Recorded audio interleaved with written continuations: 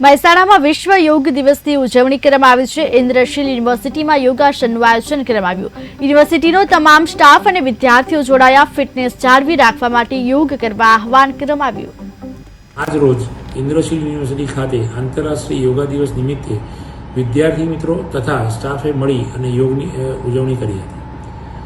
આ પ્રસંગે સંસ્થાના તમામ વિદ્યાર્થીઓ તથા સ્ટાફ એ યોગા ગુરુ દ્વારા કરાવવામાં આવેલી તમામ પ્રકારની કસરતો તથા પ્રાણાયામથી પોતાનું શરીરને સ્વસ્થ રાખવાનો એક સંકલ્પ લીધો હતો। યોગથી વ્યક્તિની શારીરિક તથા માનસિક શક્તિ કેળવાય છે અને તે સારા વિચારોથી સમાજને પોતાનું પ્રદાન કરી શકે તે માટે પ્રેરાય છે।